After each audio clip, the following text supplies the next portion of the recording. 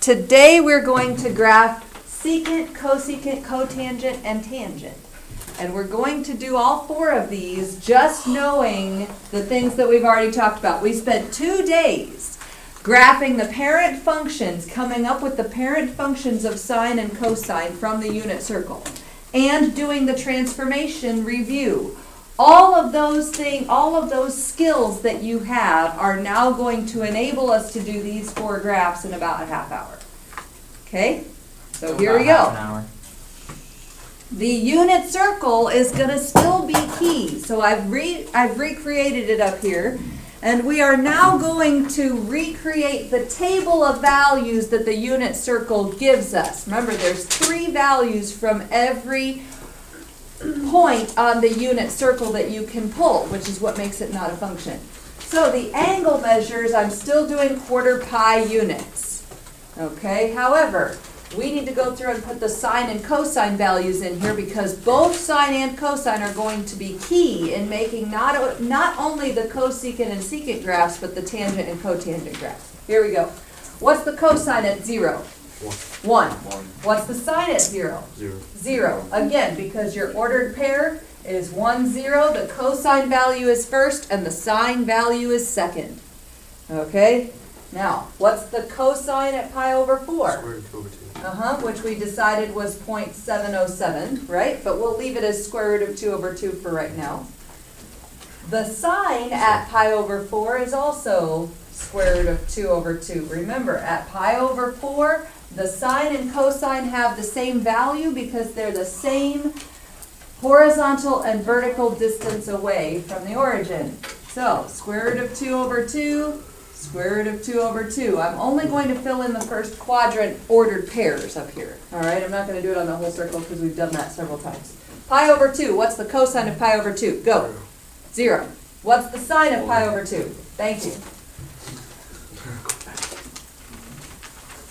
All right, 3 pi over 4. What's the cosine value?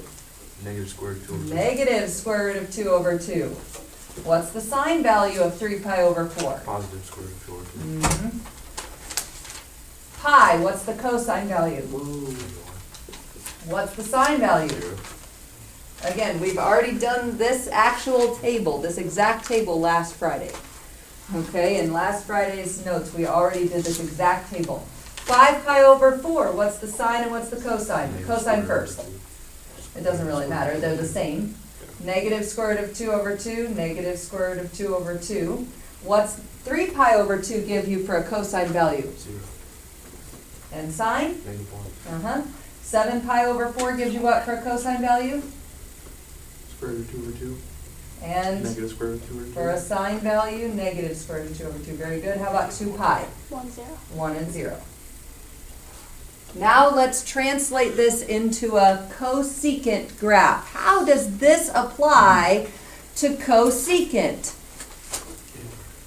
Cosecant is the reciprocal, we'll call it, because inverse is something else. Cosecant is the reciprocal of what function? Negative square root of 2 over 2? Cosecant is 1 over sine. No, the 7 pi over 4, is that a negative square root of 2 over 2 in the bottom? Yep, You sure? yep. I sure did. All right, so cosecant is 1 over sine. So therefore, to make the graph, I'm going to take all the sine values and reciprocate them. So what is the cosecant at 0? 1 divided by 0 gives me undefined. Very good. Does anyone know what we put A circle at an undefined value on a graph? Can we just put a circle over? Open circles would be if your value were undefined but fixable. So that removable discontinuity, things where your fraction like reduces. That's not this case. Anybody else remember what else we might put? What other kind of marks can we put that make it, Straight up and down line. Straight up and down vertical asymptote. So at 0, I need to make a vertical asymptote. So I'm going to turn the y-axis into a vertical asymptote. That should be an undefined value. I'm still going to go out to 2 pi, and here's the reason. My period length should not really change because I'm just dividing 1 by sine of x. So my cycle length should still really be 2 pi. Okay, I might draw negative 2 pi also after we're done with the whole graph of 1 period. Okay, here we Oh, go. crap, we're gonna draw a dash line. So, I'm going to mark the height of 1 on the y-axis, but don't put it all the way to the top, and you'll see why. Okay, we can talk about it here in about 2 seconds. So 1 and negative 1 are no longer your maximums, they are your minimums because you're dividing by them.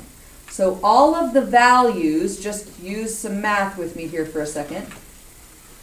All of the values of cosine, well, let's go sine, because that's the one we're dealing with. All the values of sine are between 0 and 1. Wait, Yep, yeah. okay. All of the values of sine are between 0 and 1. Those are all decimal fractions, right? They're all smaller than 1. What happens when you divide 1 by a fraction that's smaller than 1? It gets much larger, right? So instead of 1 being as big as you go, 1 is now going to be as small as you go. All right, you'll see it. Watch, here we go. Pi over 4. So pi over 4 is halfway between 0 and pi over 2. Pi over 4 has what for a sine value?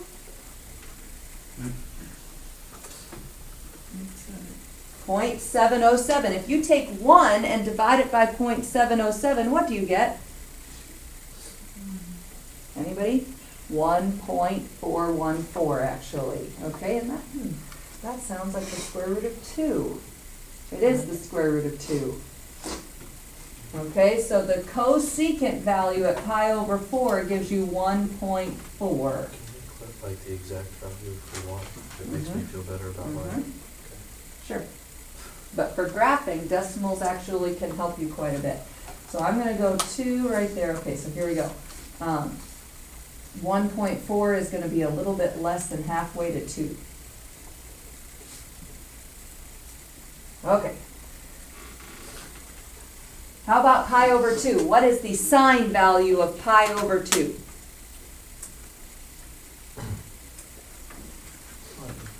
Sine is the Sine X. of pi over 2 is? Is sine the X or the Y? Sine is the y value. We already have it all drawn out. On a unit circle, I assume you're asking. Okay, so the sine of pi over 2 is 1. 1 divided by 1 gives me 1. So at pi over 2, I should be at a height of 1. 3 pi over 4 gives me a sine value of square root of 2 over 2 again.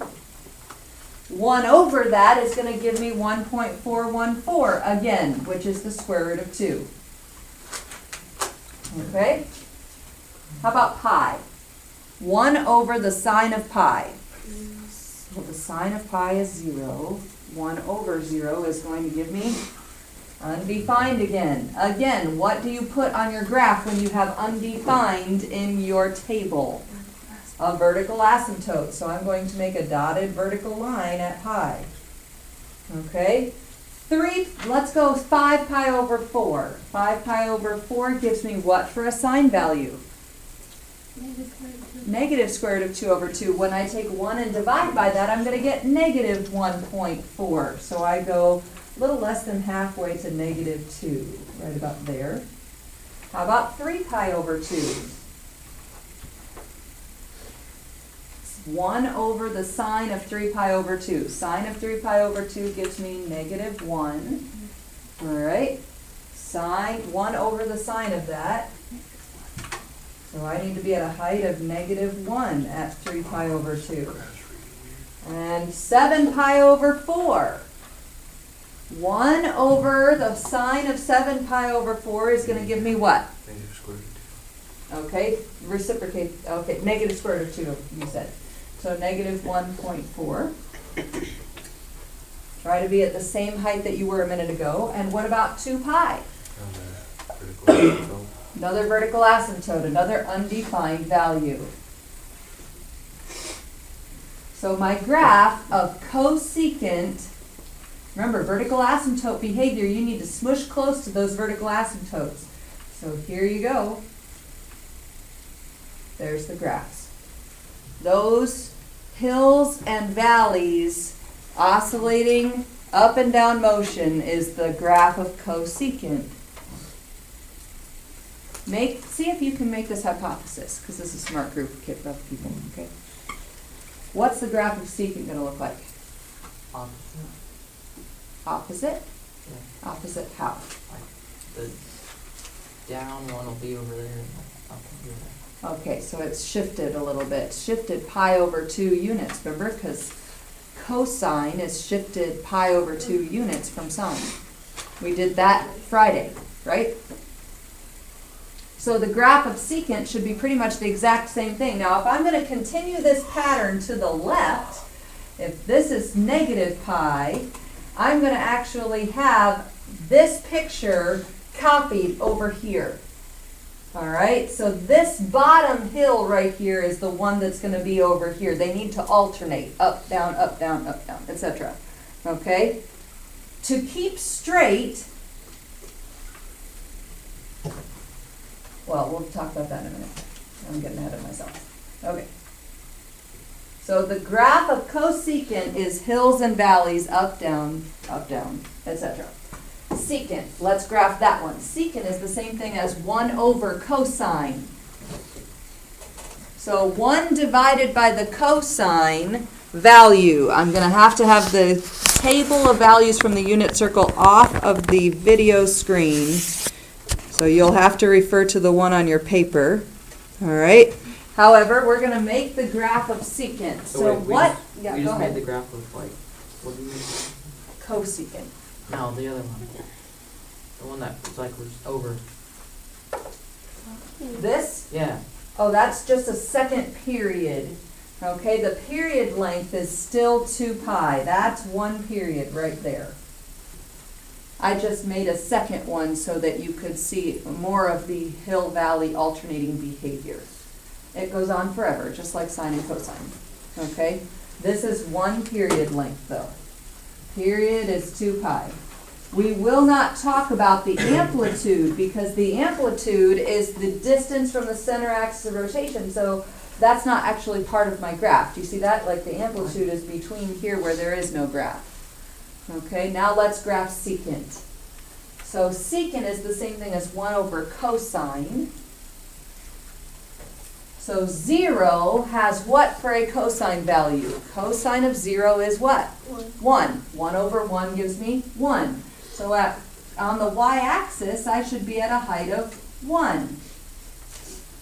Pi over 4 gives me what for a cosine value?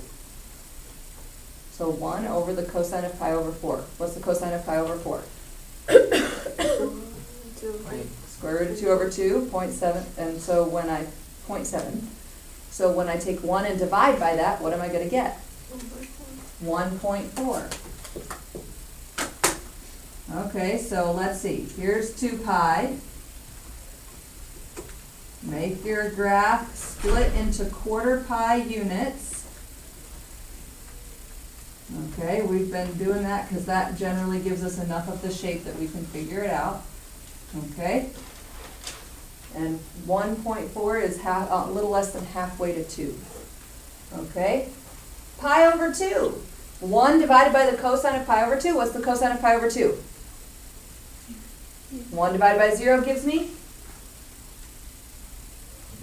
Thank you. And I should put a vertical asymptote on my graph of pi over 2. All right.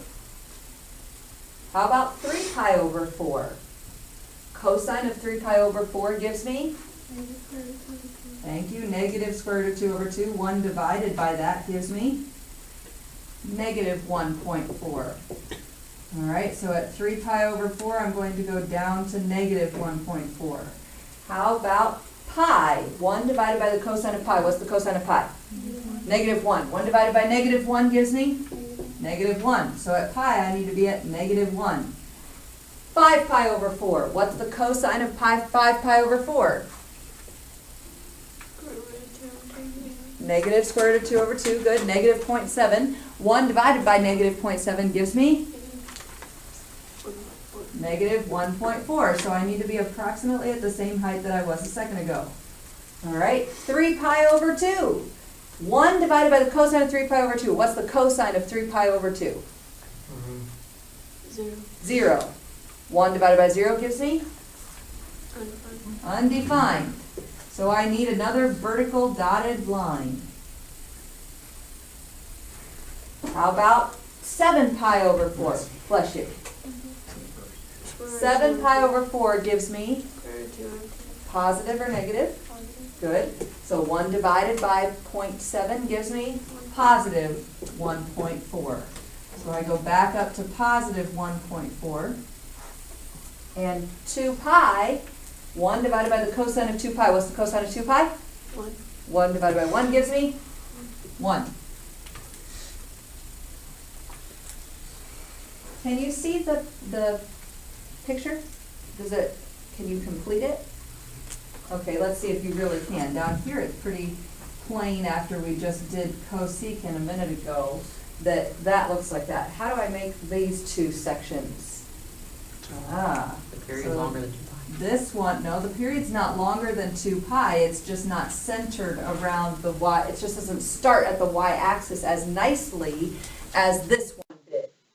Okay, it's like some of the period, like the asymptote region is split among the y-axis. You actually have some of your graph occurring on this side. But this picture right here, this part of the picture is actually what completes that upper half of the U. Does that make sense? Got a couple yeses. Okay, so if I were going to draw two sections, this could be still, notice the period is still 2 pi. That's because the cosine of x period is 2 pi. So yeah, it makes sense that 1 divided by something is not going to change the cycle length. It'll change the drawing, but it won't change the cycle length. All right? If I were going to continue this drawing, it would look something like this. Every pi units, I would have a dotted line. Okay, because that's how long it takes before my sine and cosine values are 0. So every pi units on these two graphs, you'll have a dotted line. Are you thinking about tangent and cotangent yet? It'd be a good time to probably start thinking about those.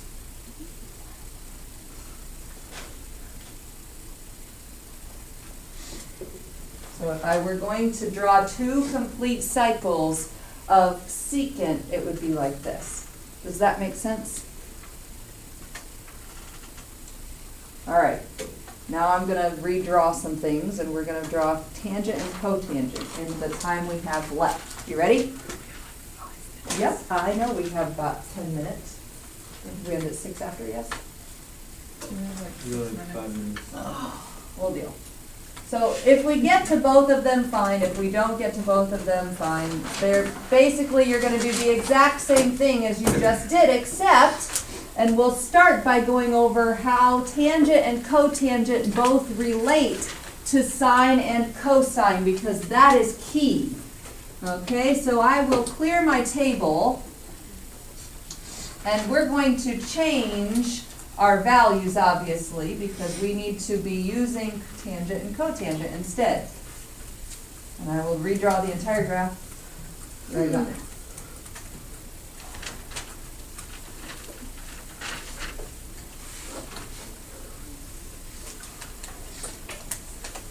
Let's graph tangent first.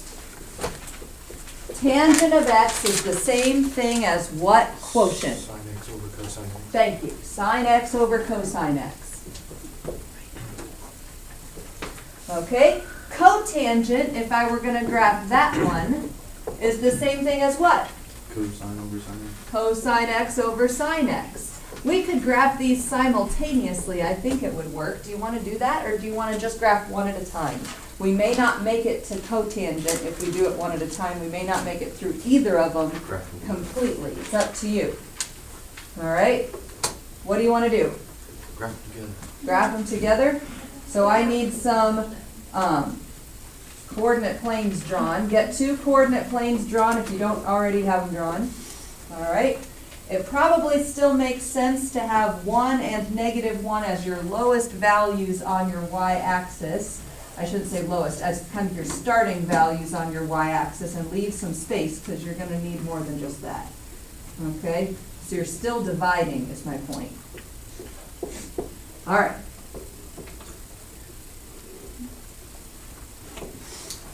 So here you go.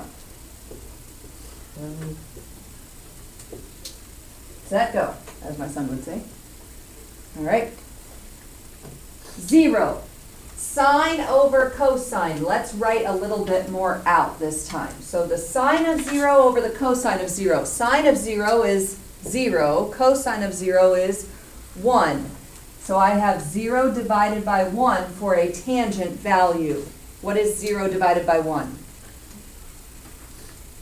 Not undefined. 0. So I need to plot the point 0, 0. Sine over cosine at pi over 4. I need to take the sine over the cosine. So square root of 2 over 2 over the square root of 2 over 2. Let's show that. 1. Very good. So I need to take the square root of 2 over 2, which is 0.7, and divide by 0.7. So I get a tangent value of 1 at pi over 4. How about pi over 2? Sine over cosine. So sine of pi over 2 over cosine of pi over 2 gives me 1 divided by 0, which is undefined. And undefined on a graph makes a vertical asymptote. Very good. Okay. 3 pi over 4. Sine over cosine of 3 pi over 4 gives me square root of 2 over 2 over negative square root of 2 over 2. So you said it, -1. Negative 0.7 over positive 0.7 gives me -1. So I need to be at a height of -1 at 3 pi over 4. Pi, sine over cosine of pi. So we go 0 divided by -1, and 0 divided by -1 gives me 0. 5 pi over 4 gives me -1. 1. Positive 1, good, because we have negative square root of 2 over 2 divided by negative square root of 2 over 2, so negative 0.7 divided by negative 0.7 gives me a positive 1. All right, so 5 pi over 4, I'm going to go to a height of 1. 3 pi over 2. Sine of 3 pi over 2 divided by cosine of 3 pi over 2, so -1 divided by 0 gives me undefined. Yeah, I agree. And 7 pi over 4, so sine over cosine, -0.7 divided by positive 0.7 gives me -1. So I need to be down at -1 on 7 pi over 4. 2 pi gives me what for a tangent value? Go. 0.